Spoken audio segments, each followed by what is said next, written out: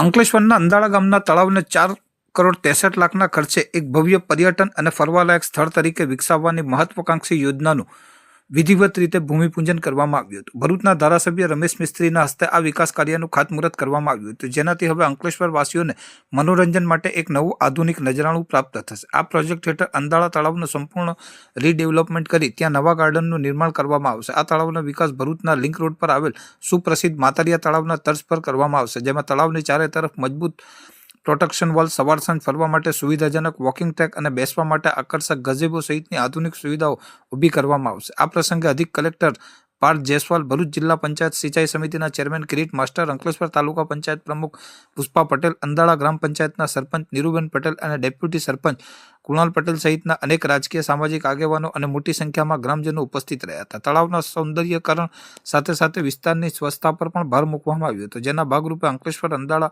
નવાગામ, કરારવેલ, મોરતાલી અને કાશિયા ગ્રામ પંચાયતોને ઘન કચરાના સુચારુ નિકાલ માટે નવા ટ્રેક્ટરોની ફાળવણી પણ કરવામાં આવી હતી. આ વિકાસ કાર્ય પૂર્ણ થતાં જ અંકલેશ્વર અને આસપાસના ગ્રામ્ય વિસ્તારોના નાગરિકો માટે આ સ્થળ એક ઉત્તમ પિકનિક પોઈન્ટ સ્પોટ બની રહેશે.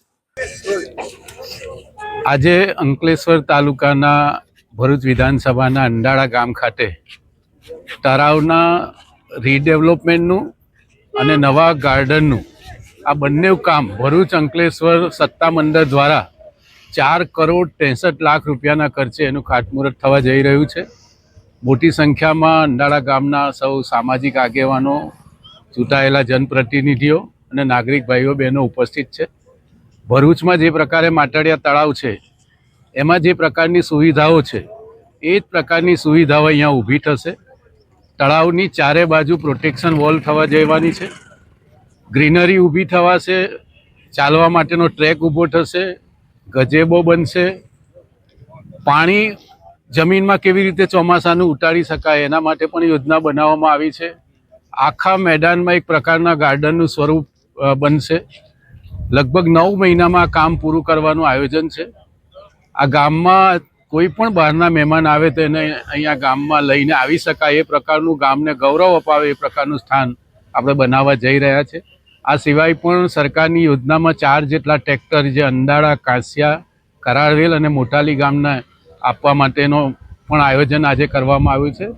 કુલ મળીને આ સિવાયના પણ કેટલાય એવા અગત્યના રાજ્ય સરકારે મંજૂર કરેલા કામો છે કે જે હમણાં આ કાર્યક્રમના માધ્યમથી એની જાહેરાતો થવાની છે. ભરૂચ વિધાનસભાના 17 ગામમાં આ જ પ્રકારે અંડાળા ગામમાં નવી શાળાનું કામ પૂર્ણતાના આધારે છે, પાણીની યોજનાનું કામ પણ પૂર્ણતાના આધારે છે.